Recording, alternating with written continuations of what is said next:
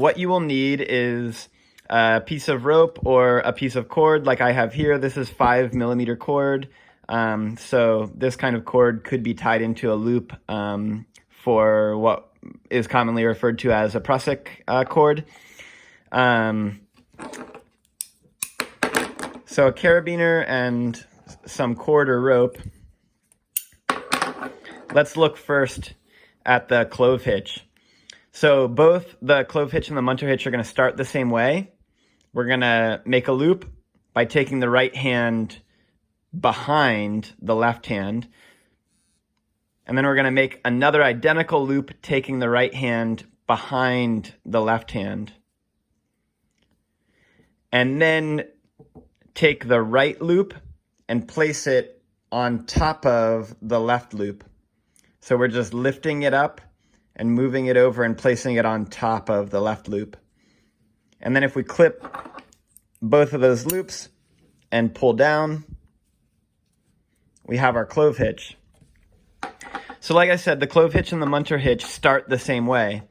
So going through it all again, making a loop, right hand goes behind the left hand, do the same thing, right hand goes behind the left hand, and again, we have our two loops. So for the clove hitch, we move the right loop on top of the left loop.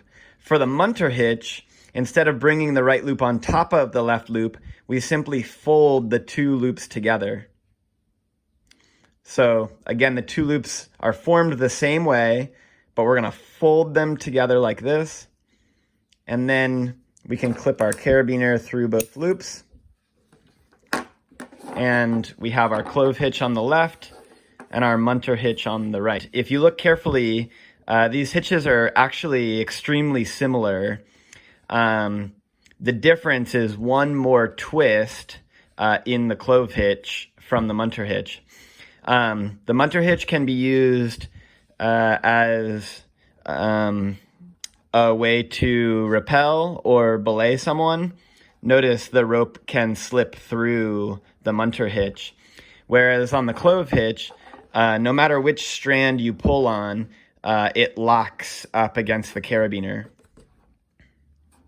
Sometimes it's beneficial to know how to do this with one hand, because you might be at the top of a pitch and you're trying to anchor yourself, and one hand is holding on to the wall and your other hand is holding on to your rope tying your clove hitch so that you can anchor yourself to your anchor.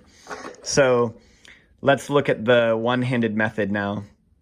You can clip your rope into the carabiner, and then you want to reach behind and pull this strand around so that it comes in front of this other strand, and then we're going to introduce a twist in it.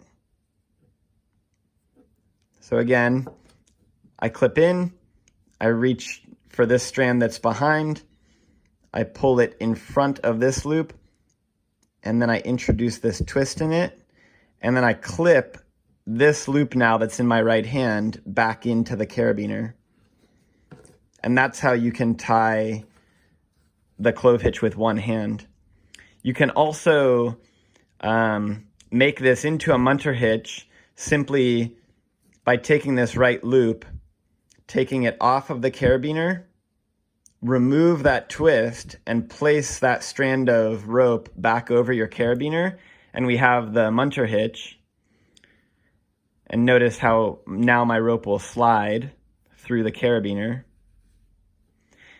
And if you find that you have done this and you want a clove hitch, pretty easy to switch this into a clove hitch. Take this right strand of rope off of the carabiner, introduce that extra twist, and then clip it back onto the carabiner.